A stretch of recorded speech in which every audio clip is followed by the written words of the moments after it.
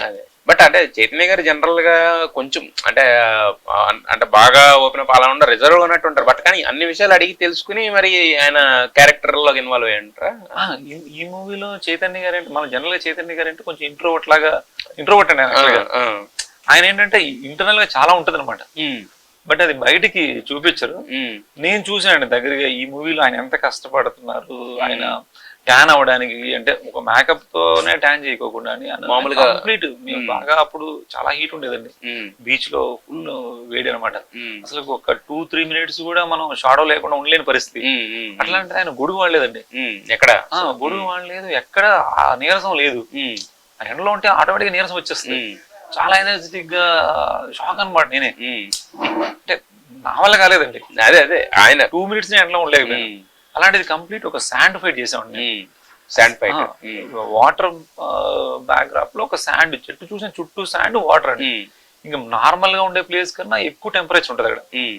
Complete ఆ fight అంతా ఆయన గొడుగు వాడలేదండి, ఎండలోనే నిల్చునేవాడు.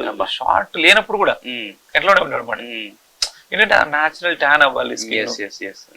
ఎందుకంటే మేకప్ చేస్తే కూడా అది ఇప్పుడు చిన్న ఆర్టిఫిషియాలిటీ వస్తుంది. ఎందుకు టఫ్ ఏంటంటే అండి, మాకు అండర్ వాటర్ ఇవన్నీ సీ చేసాం. మేకప్ చేస్తూ కూడా త్వరగా పోయేది.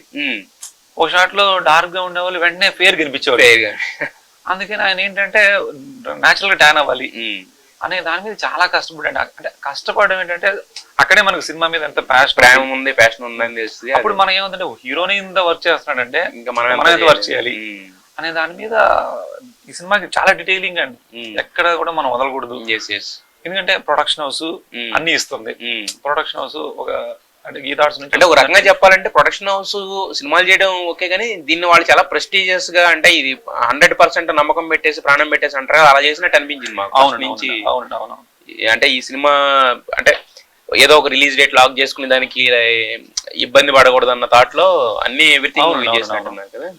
అట్లాగే మీకు ధృవ తర్వాత అనుకుంటాను గీతార్ట్స్ లో ఒక పెద్ద సినిమా రావడం అంటే వాళ్ళకి పెద్ద సినిమాలు చేయడము, హిట్ సినిమాలు చేయడం అనేది కొత్త ఏం కాదు.